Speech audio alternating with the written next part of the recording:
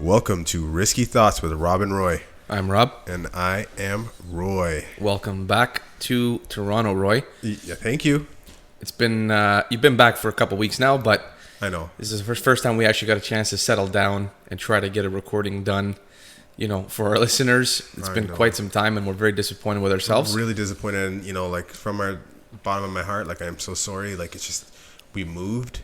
I just came. I came back, and I had to move right away. And you too, you're moving, and we're now in our new place, and hopefully this could be the studio where we actually record some film. Like it actually looks pretty sick. It's a little bit more of like a Roy vibe, which I don't like, but maybe we'll let the listeners kind of take a look and see what it looks like. What they think. It's very like grass and like what is this thing here? A diffuser. Yeah, and there's like plants and like we got books of the Daily Stoic. Like you know what I mean? Yeah, but I like the vibe. You like the no, for sure, and I think it's it could be the setting, right? We just maybe have to manipulate it a little bit. Yeah, we got a little figuring out to do. Yes. But the more important part is that you are back and that we have an opportunity to actually record in person. We tried this whole concept of maybe we could have done it remotely. Yeah. And we probably could have if we had the time to like figure it out and get the technicals right. Absolutely. But we were obviously both very busy. I was, looking for a house to live in. Right. Also looking for a house for you to live in with us. Yeah. So, but it's been crazy. I'm very happy that we are finally here now. Yes. I know that you are, you're on your own now. Yes. And I'm sure that's doing something to you mentally because you're not used to being on your own. Yeah. So let's just start there. Like, when I was in Langley in BC, like there was just so many things going on. We had work. There's so many people, that I met. Such beautiful people. Shout out to all of you. You know what I mean? And, it was busy, and back when I was kind of with my parents, right? Because, not to go into it, but, there's an issue. I had to be there for my parents and, that was a chaotic event too, right? Yeah. A lot of, like literally crazy shit was happening. And it was just something to preoccupy. But, the moment I got to this place and I finally packed everything in and everything's kind of here where I need it, I'm sitting down and it's just like I'm like super, super lonely. Like just absolutely like this is what I wanted. Yeah, because now you're on your own. Now I'm on my own. And the funny thing is like the scene that you kind of described, so where we're sitting now, which may potentially end up on video. Yes, it was a very tranquil description, with the nature-esque feel, with exactly. the diffuser running. It's just like when I get my own place, I'm gonna make my own little oasis. You know what I mean? And it's just like. But like in that oasis, like you're sitting down and you have to like think about something, and it's just like you gotta do something. And well, this is the thing that I think this is a good time. There's going to be a calibrating time, right? Like you're going to be in this state of mind for a little bit, right? Because you're going to kind of get used to being on your own, and the quietness is strange, perhaps, right? It's a very loud quiet, right? That's the way I think of it, because your mind gets louder when you're here on your own, nothing to do but think. Yeah, and I don't watch, like a lot of people watch TV and they kind of get into that brainwave of not having to think, No offense to people who watch TV. Like I used to watch a lot of TV. I can't do it. You know what I mean? Yeah. So like I am forced to deal with Roy. But that's okay, man. See, from my perspective, that's a wonderful thing, because this is going to give you time to just like, go through that phase and recalibrate and readjust and figure out what the hell's going on with Roy and what's Roy up to and what are Roy's ambitions and, what is Roy really looking for in life. This is the time that you can do it more than ever, because you have nobody else here to bother you. Yes. You have your little like semi-gym set up in the corner over here where you can like, do your thing and let your mind just run, right? And that's a good thing, man. I know it's tough now because you do feel lonely, and I can appreciate that. Yes. Because I did have a time in my life where I was living on my own as well. Yeah. And my solution, rather than just dealing with myself, was just to always be out. Just always going out. Oh, that's me. You know that. Like I'm always in my car, or if I'm just kind of, hanging out, trying to hang out with some people. You know what I mean? Like socially, in a socially responsible way, given COVID. But yeah, like but I think what I really want to explore is that like the fact that this is the new norm for a lot of people my age and your age. Like, fortunately you have like a very beautiful family that you can have these. Your day is already at the brim of things to do and preoccupations, but there's a lot of people who are not getting married. There are not a lot of people who are in fact lonely, right? And they are choosing to fill their time with, certain things. But it is a very interesting thing going forward. You were talking about like now you need two people to own a house, right? So it's like, men and women are not, I don't know if they're hooking up like they used to, Well, the statistic, or not the statistic, but the reference that I was making earlier was to a video. I can't remember the guy's name, but he's primarily like he's an economics guy talking about economics. Yes.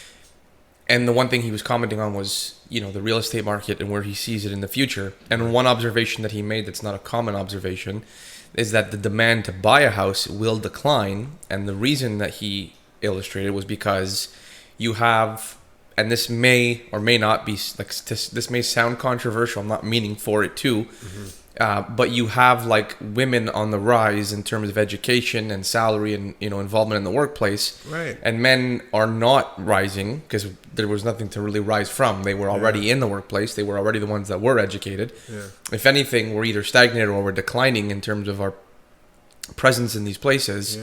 Yeah. So what's happening is you are getting a closer balance in terms of equality for salary, etc.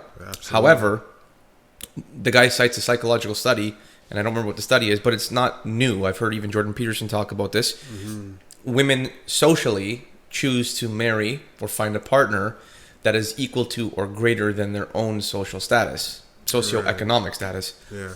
And so you have this complication that's starting to build now where, because the gap between that socioeconomic status is getting closer and closer and closer, right, there's becoming fewer and fewer men that are considered to be capable candidates to be a partner to these women if they continue the trend of wanting to marry equal to or greater than. Oh, I see what you're saying. I mean, the logic is pretty straightforward, right? If men are not moving up in the ladder, but women are, then of course the area between those two lines on the graph gets smaller and smaller and smaller, and that represents the amount of successful relationships that will form. And because you now, in today's day and age with housing prices as they are, you do need dual income to buy a house. If you're not willing to do that on a friendship level with somebody and you wanted to do it with a family, well, the number of families that are forming, it's called household formation, is declining. Right. And it's declining rapidly. And so he references this and he cites it because he's making a case to say that the demand for house buying will actually decline in future times. And this being one of the metrics that is contributing to that. Yes. So it is actually, what you're saying is tied to this because you're right. There is a greater number of men that are your age and my age, in other words, our age, right, that are not in a relationship that's a permanent relationship. Yeah. And perhaps it's because women are more selective. I don't know what the reasoning for it is, but the reality is the numbers are growing, and there's tons of statistics on this. And we did an episode on incels before, right? So, no, yeah, of course. I think we've discussed some of these kind of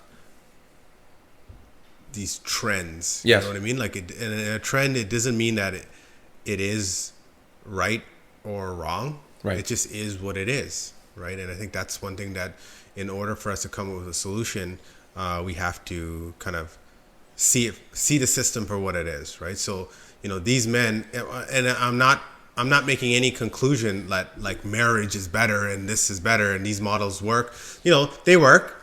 These things I do see them working, but it's just I feel that once again, we have to usher in like a new kind of model, like of how do these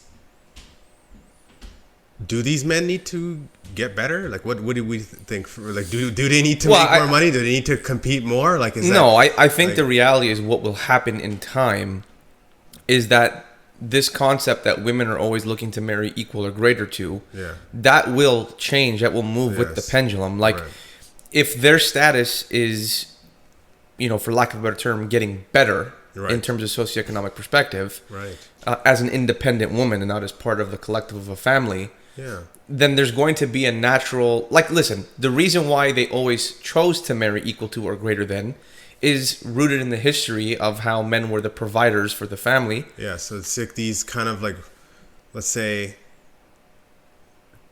could be equally biological and cultural, Yeah. like things, and they're kind of residuals. You know what I mean? And you know, like the stance I'm taking is like it like just because something could be either of those doesn't mean it's like right. You know what I mean? Like, and it doesn't mean something is we can override and like kind of push.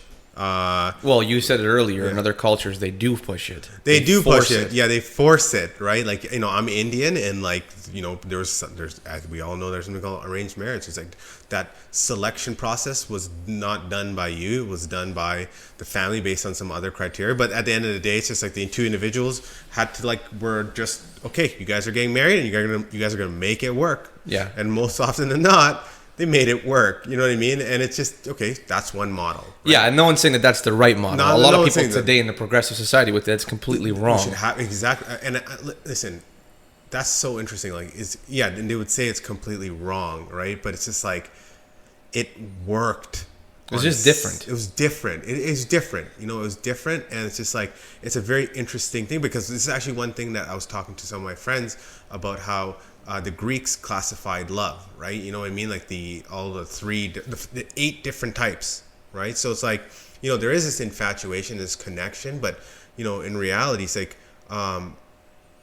you know, we have so many friends and we're able to kind of tap into those, like, kind of like facets of love, but without the whole romanticness or whatever it is, right? And it's something that, you know, we've been kind of, I feel like we've been sold like a, what is it, a fake bill of goods or something? Yeah, I know what you mean. Yeah. Just through like propaganda, media. There's propaganda and this kind of a concept that we keep getting bombarded with, like on movies and stories and fairy tales of the one, right? But the reality is like, you know, and that could just be me. It's like, there's this one song I love. I'm trying to learn how to play. It's Hosier. It's like Someone New.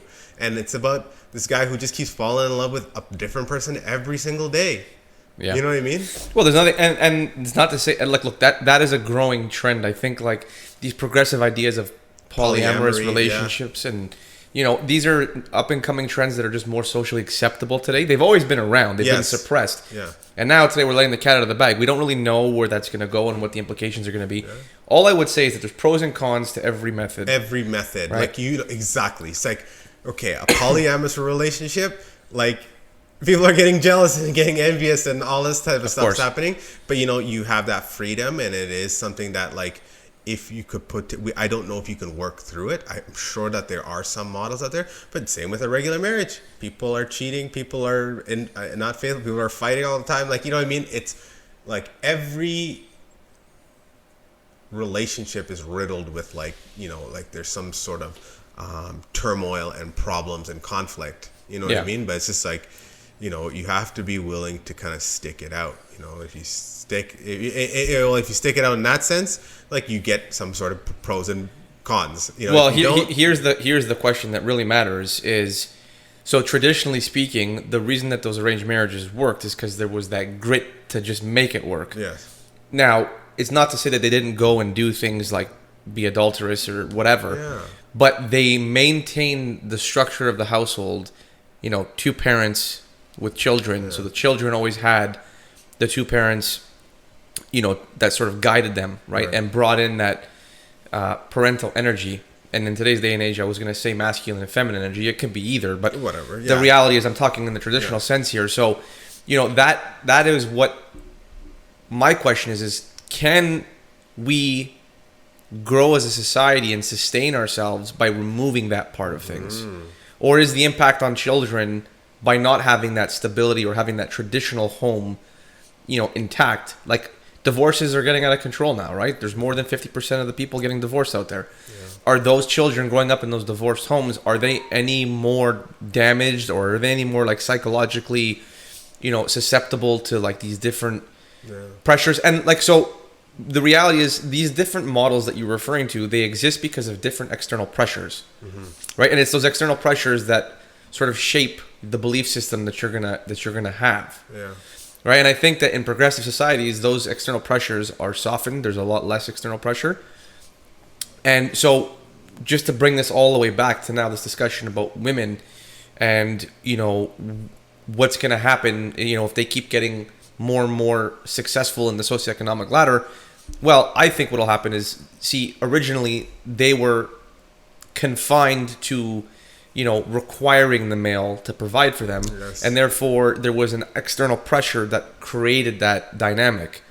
Well, today, if they're going to, this is all really new. Like in the scale of like humans, it's very new. Very new. So give it time, maybe a couple hundred years, maybe not even that much, I don't know. But in some period of time, because the external pressures have changed, right, the reaction and their desires are going to change. So the need to marry equal and greater will dissipate, because that social and that external pressure is no longer being applied to force that to be the case. Yeah, and like I think that's like I think it is so complicated, but there are some real good reasons to say, hey, listen, guys, let's keep trying this new thing, the new things that we're trying here with like maybe raising co-parenting and things like that.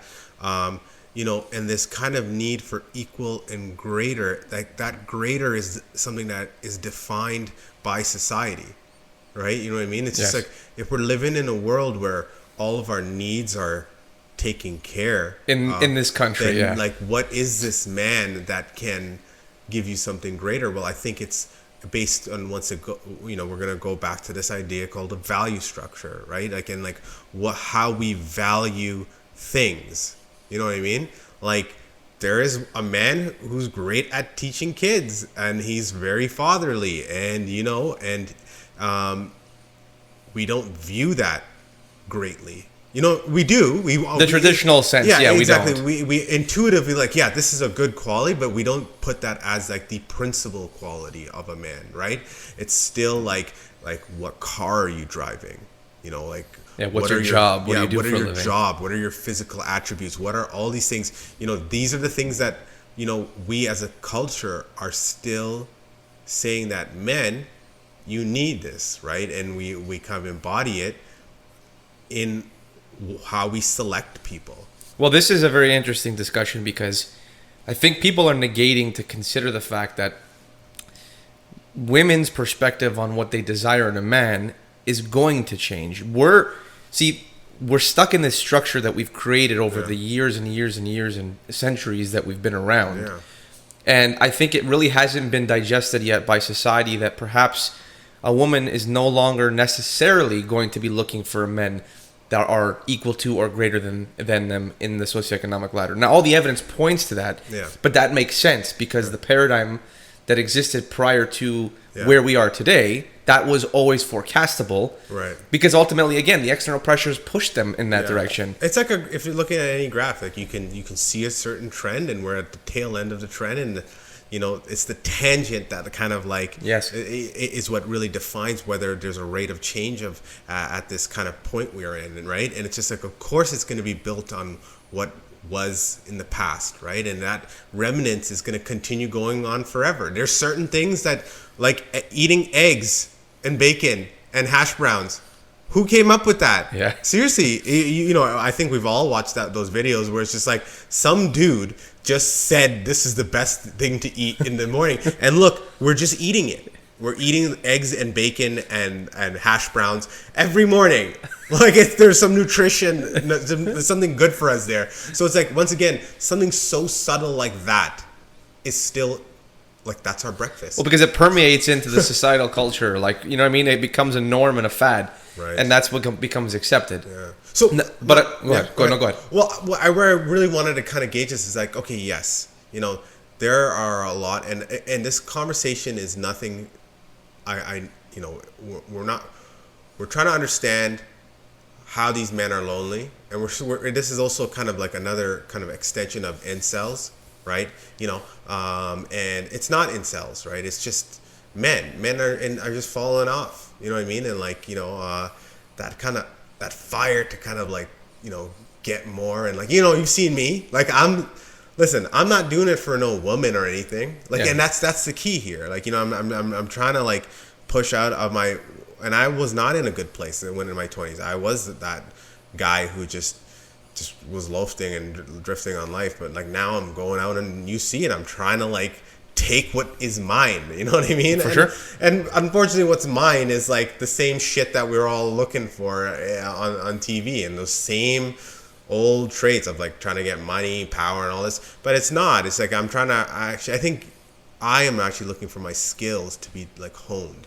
I don't care about the money. So I think money's just coming. I think one other thing that you may be not considering that you're looking for, because I think it's just part of the subconscious of a human to want. Because we've always referred to chaos and order, and I think that the structure of our minds is to try to take the chaos and put some order, to it. Yes. And I think responsibility is a word that is being omitted from this conversation. And look, you're here now living on your own, right? And this is a big step. And despite the lonely feelings that you might be enduring right now, at the end of the day, you have taken a step that now, look, you're living here. Yeah. There's nobody here to do your laundry. Not to say that you didn't do it at home, but there's no one that will do it, ever. Yeah. If you don't do it, it's not going to get done. Yeah. No one's going to take out your trash for you. No one's going to, pay my rent. Exactly. So, like, there is something that is now, there's a burden on you that didn't exist before. Yeah.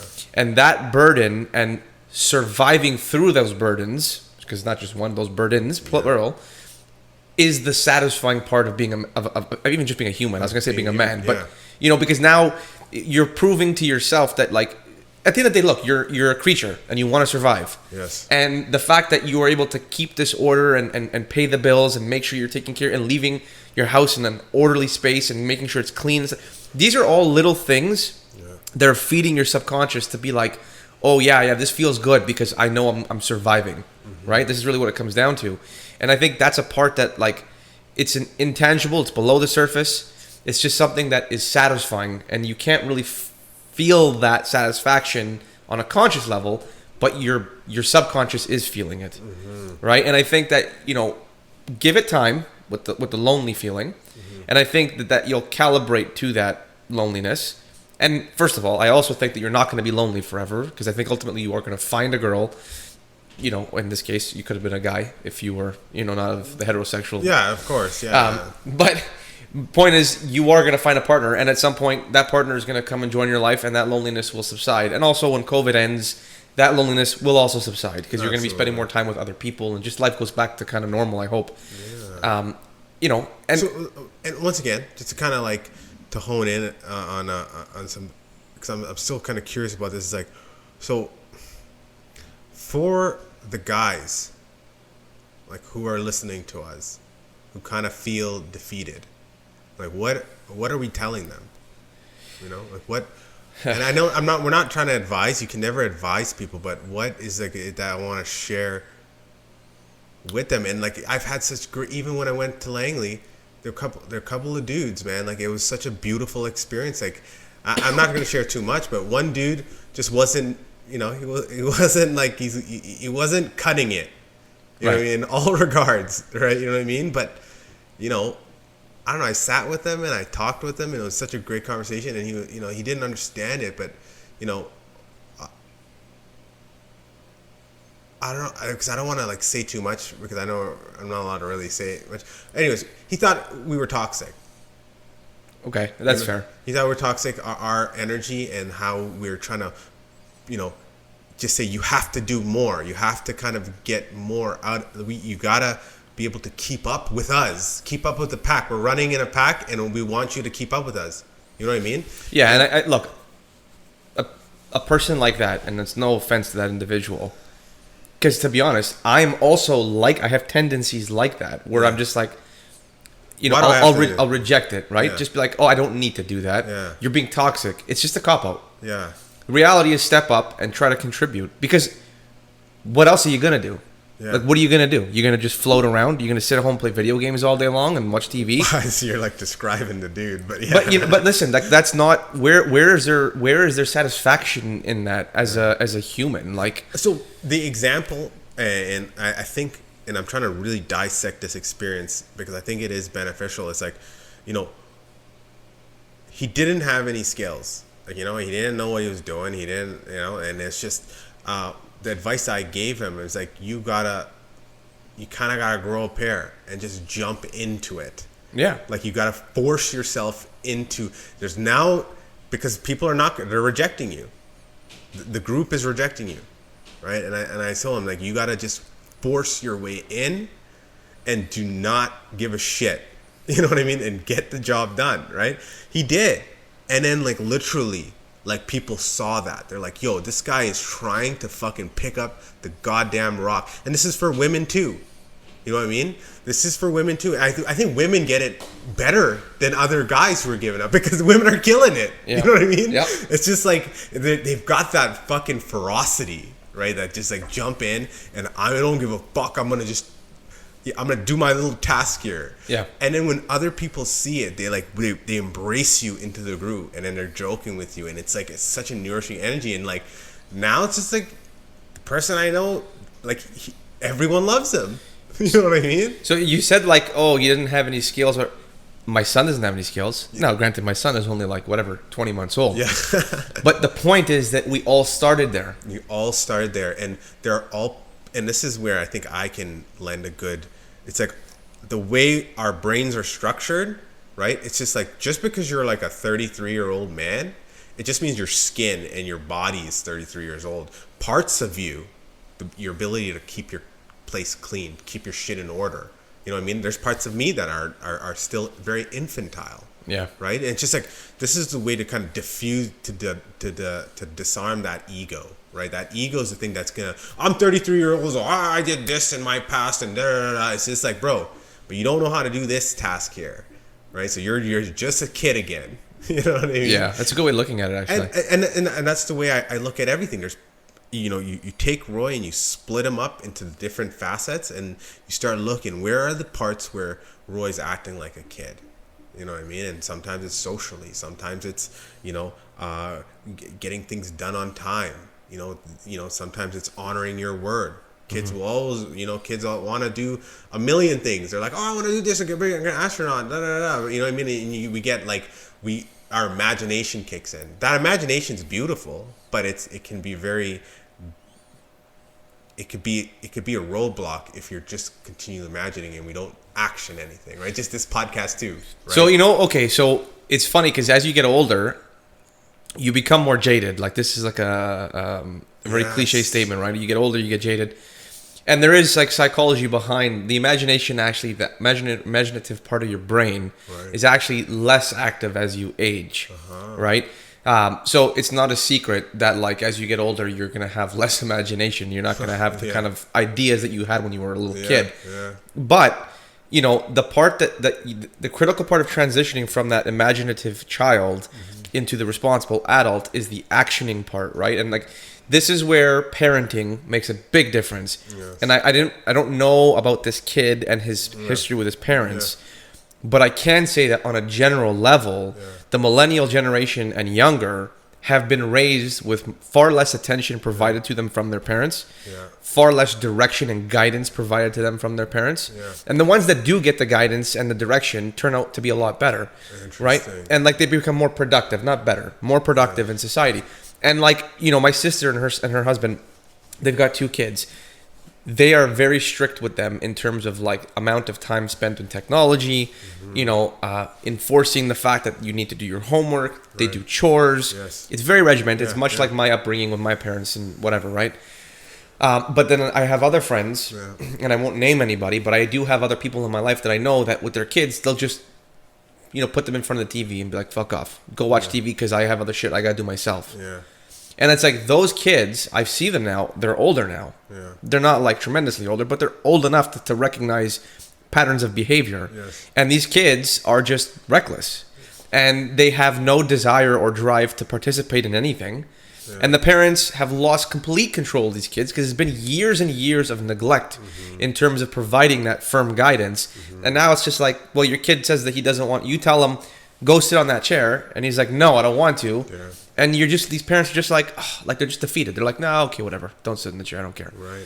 And like, this is a problem because that child, when he becomes the age of the individual you're referring to, he's going to have the same mentality. He's going to be like useless in terms of skill set because he's not going to choose to develop his skills without the guidance. Yes. And he's going to be the guy that's outcast from the pack. And then you're going to try to coerce him to come into the pack.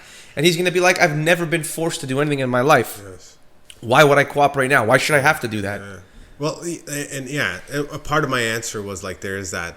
I agree with you. I agree that that's the state of the mind. It's like, why do I have to do any of this stuff? Like, you know what I mean? It's just, and I feel here's the answer kind of going forward. And here's like part of this is a conversation, and this is the, where we can edit the model of it. Some people did not have parents. You know, a lot of us didn't. A lot of us didn't. You know, as much as we might have been part of a family, you know, we were part of neglectful families, you know, and some people, you know, lived on their own. They're foster kids. You know what I mean? And it's just, you know, I feel that this kid, I fathered this motherfucker at that moment. You know what I mean? So it's like, okay, well, here's the model. It's just like, where are the other men fathering these other fucking little fuckers? You know what I mean? They're not doing it. We're not doing it. And I think that's the conversation I had with a couple of these guys, and they notice, it's like, shit, bro. Like, it gives them a tingly feeling that, you know, when they're doing what they do so great, leading the team, they're also fathering people. So like, it gives them a source of meaning that transcends this dumbass fucking job sometimes. Any of these jobs, of these mundane tasks, you know, there's something more to it. There's something that people are getting up to go and lead, you know, not for the ego. When I look at the people I've always worked for, granted, there's always some people who do it for themselves and the ego. They're doing it for some other thing, and they haven't worded out exactly why they do it, but I think one of the components of why they do it is to mentor. You know what I mean? Okay, this is a good way because I see a little road here that we're going to go down. It's going to take us right back to where I wanted to be at the beginning of this conversation. But before I go down that far on the road, I want to stop and just say, when you decided to go to BC, yes, I remember talking to you and saying, this is going to be great, Roy. This is a great experience for you. And the primary reason why I said that was based on my own experience in the construction industry. Yeah. Right? Because you're in the construction industry now. And I know what the sites are like. Yeah. And I know what the people who run these sites are like. Yeah. And they're just like my boss. Yeah. My old boss, rather. Right? I won't mention his name. We'll just call him C. Yeah. Right? And C was probably one of the most, if not the most, influential mentors in my life. Really? Look at that. You know, and he was bred in the construction world, right? And that's where he got his nourishment for, because unfortunately, you know, he didn't have a father that was around for a lot of his life. Bro, that's amazing. Yeah. Right. And so when you went to Langley, all that was going through my head was, Roy, this is going to be excellent for you. Because you're going to be around this like masculine energy. And not to say that construction is always masculine, but generally speaking today, it is. And I knew that atmosphere was going to be very fulfilling. Yeah. And the beautiful thing is, not only did you get to be around that to learn and observe the guys that were the natural leaders and alphas in the site, bro, you became one. Oh, yeah. Right? Yeah. And you had the opportunity to actually be a mentor for this guy. Yeah, man.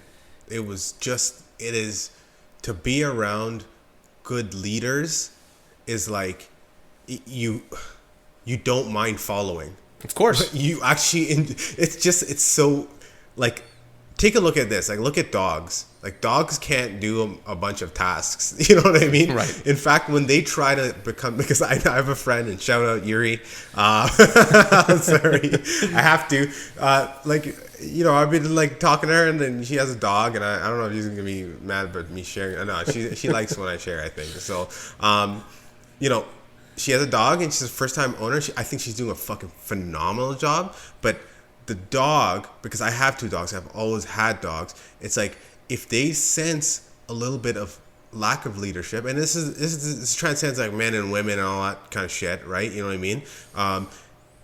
The dog starts to get tripped out and wants to like take control and become alpha because someone needs to be the leader. Yeah. Right? It's just like, but yo, like, you're feeding, you're doing these complex tasks to get money in, you're taking care of the house. It's like, no, you are inherently the alpha. Yeah. It's just the mindset, right? You know, it's a mindset's there. And once that mindset's there, bro, the dogs are sleeping and they're enjoying and they're relaxed how they should be. Yeah. You know what I mean? Well, look at Anakin, right? He's the same way. Yeah, Anakin's the same way. He's just, all what he has to do is he just has to love you guys and do what he has to do. Take a shit outside, take a piss once in a while. That's all he has to do. He's happy. He's happy following. Yeah. Right? And it's just like, that's leadership done right. When you well, yeah, anyways, that's I agree with that. I know what you're thinking there, but yeah, no, I fully agree. It's just like you want a team full of like a pack, and there's a leader. You shouldn't have to. You should only have to try to climb. And then the problem with like other industries, I'm not trying to like shit on other industries, other construction. I've only seen construction. I've only seen this. Right. As people say, it's rough and tough, but it's just like, bro, like working in other places. There's a study. It's just like 5% of the CEOs or something like a huge percent are psychopaths, narcissists, clawing for that attention. Now, my obviously theory on narcissism and psychopathy, right? It's like, maybe, I don't know, it could be like genetic, but I also do think narcissism stems from insecurity, right? And it's just like that power makes them feel secure. It's like, no, but they're still just human like the rest of us. Maybe they can't, and that's where we have to start once again, these values, right? You know what I mean? It's just like, I've seen great people who are great teachers, but they rather play the game of deceit and whatnot to climb themselves up higher. But it's just like, man, what a shame. Like I've seen you in your light where you're just a good teacher, but you think a teacher is fucking weak. You know what I mean? Yeah, they intentionally stray away from like the kind-hearted acts. And they want to close themselves off to that. But it's like, bro, like I saw real strength when I went to Langley. Like I've never seen it before. And listen, I understand C, and I understand his background too, and it comes from the same place. Yeah. The guy fucking motherfucking fathers all these motherfucking kids. Fathered you too, you know what I mean? He like, really did. Yeah, so like it's like and I like once again, there is I don't want to mention too much, but like he actually does father little kids. Like he does, yeah. And he enjoys it. And it's just like, bro, people are scared as fuck. But, they don't mind following. Yeah, and see, this is the thing. There's a lot of people who don't understand the guy, who think that he gets off on being narcissistic. Yeah. But he's not narcissistic. He's quite the opposite. He's actually a very caring and gentle person. Yeah. He just wants what's best for you. So even though he gets angry and yells because you didn't do things that, that completed the task that he needed to get done as the boss, sure, there's a little bit of anger in there because of that. But most of the anger is actually directed in a place of like, I want you to do better, not because you failed for me. Because he has no, and this is what makes him a great leader, is that he's not afraid to go up to his boss and say that we fucked up here. It's on me. I own that. Man, and that's like my natural intuitions all the time. It's just like sometimes it's like I'll fucking like I'm not saying I'm not trying to be like him. I think it's that pathway is something that I feel comfortable with doing. It's just like I will defend the people, you know what I mean? And if I get angry, it's because it's like, remember we said that one line, it's just like treat people as ends. That's what the narcissists and as a means to an end versus the end. If you treat the people as the end, it's like it ripples out, because now that kid has another 10 years and he's going to spread that. And maybe he might follow some other motherfucker too. And he probably will. Just like I am now doing what my boss did for me. Yeah. To people that I come across in the industry that are my, not subordinates, but people that work with me / for me. Yeah. I like to spread that energy to them as well, because it was the most productive thing I ever gained in the workplace and almost in my life. Yeah. I'm not trying to take away from my actual father, because he obviously was the number one mentor in my life. But next to him was my old boss. And like, when you're willing to take the bullet for the team, it just goes to show that, when he is getting angry at you, when you see him take the bullet, when you failed, you recognize the fact that he's not getting angry at you for you being useless or, he's getting angry because he wants you to strengthen the team. Yes. And that's it. It's all about the team. It's all about the team, man. Right. It's so. I just want to shed a little bit of light on my kind of interpretation and opinion of like where this thing goes wrong, right? It's like we all do have fathers, you know what I mean, and they all have taught us lots of great things. It just when you're a kid, your mom's at home for the most part. Sometimes she's not, right? But it's easier for women to get like a sense of a complete picture, of a woman, like right at the age of 2, 3, like if you had a daughter, you know what I mean? She'd be going to her mom and she'd be doing stuff and she'd be seeing the feminine or the motherly energy in its fullest. Right. For the most part. I believe all people just naturally fall into these things, right? Sometimes I get it. We all got moms that are a little bit toxic. My mom's a little bit of a troll. Like that's where I get my troll from. It's from my mom, and I love it. But the boy is kind of like in the mix of the family, and he's just like looking up and doesn't even know what direction to go. Yeah. I don't see dad at work. I see dad run the household, but I don't see dad at work.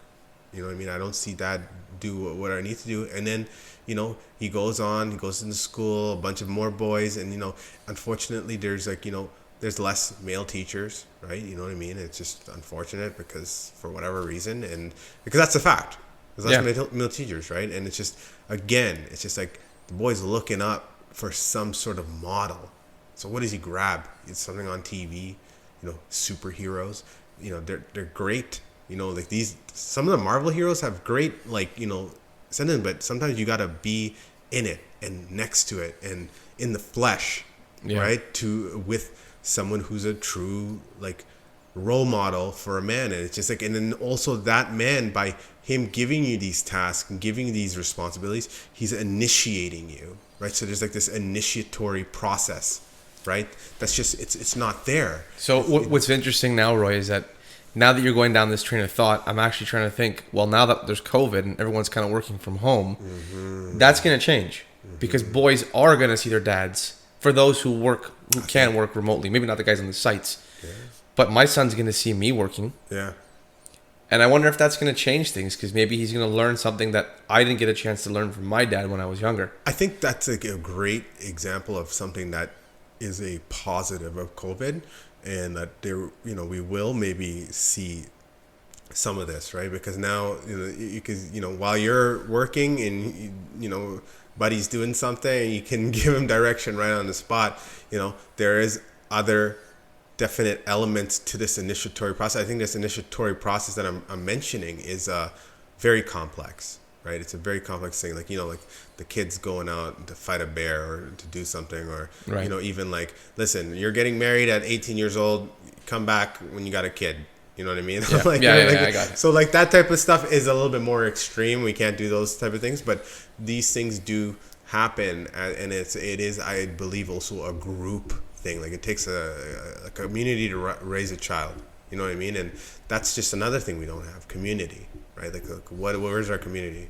Yeah, I mean, that's died over the years. Yeah. COVID has exaggerated that big time. COVID just kind of isolated us. Yeah, and that's this is going to have a ripple effect into society down the road for sure in terms of psychological impacts inside on children and stuff.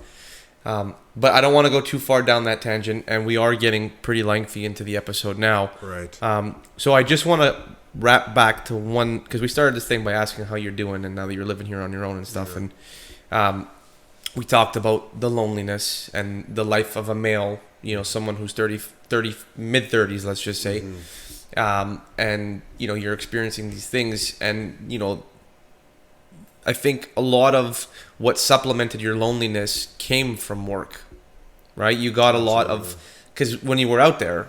Yeah. And I work multiple jobs. So yes. I'm always, contracting my regular 9 to 5, and I work in an old age home, right? So I do all these things, right? So and that fills a lot of the void in your life, right? And so you probably feel most complete when you're actually working than when you're not working.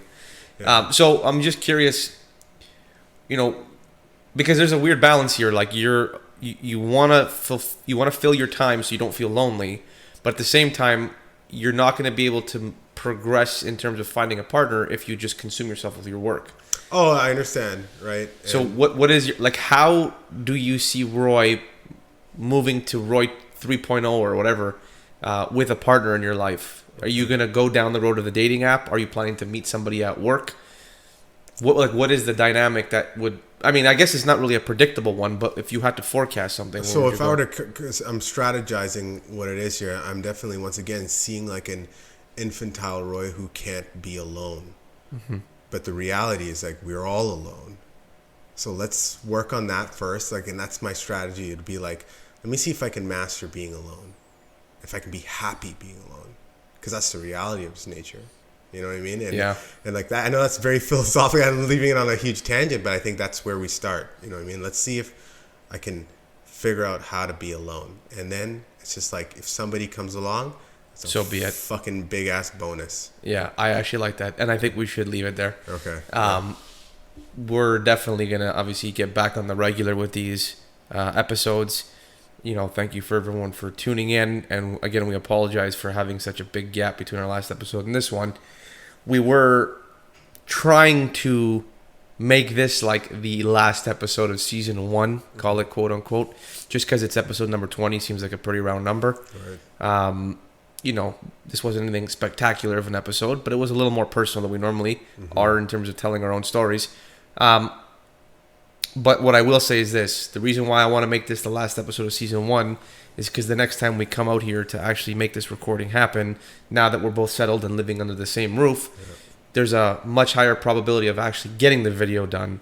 And I want to make the commitment right now to our listeners that this time, the next episode that we air will have video content. Period. This is not negotiable, right? So Okay, so it'll be on YouTube, and yes, or at least it'll be like, you know, we can have some clips on Instagram or something. yeah. Well, maybe we'll like inch our It's way hard. into it. It's hard to get video because there's so many different angles and like, you know, like I don't know. Yeah, well, this Okay, is why okay. we have like, you know, shout out to Shervan for his help in Yes, terms of Siobhan, trying to get man, them. fucking brilliant, man. The guy's killing it. He's gonna bring. He's studying some crazy shit. Anyways, I don't want to talk too much of this. Yeah. It's his own thing, so he's already gonna cuss me for saying anything, right? Yeah. Let him talk about what he's doing in his life, and you know that's it. Yeah, we'll bring him back on. He was a guest on one of the episodes. Yeah. Which actually got a lot of traction. It was about the you know, being from India part. Yes. Anyhow, just to wrap this episode up as we normally do, guys. Obviously, thanks for listening. Please check us out on Instagram at riskythoughts.to. The YouTube channel will be much more entertaining once the video content is up. You'll get to see me and Roy's ugly faces and, you know, the trees and the diffuser that Roy spoke of at the beginning of the episode. And obviously, we do have a Twitter. Not really active, though, so primary focus is Instagram, and hopefully YouTube is the next big thing. All right, guys. That's another episode. Thanks for listening.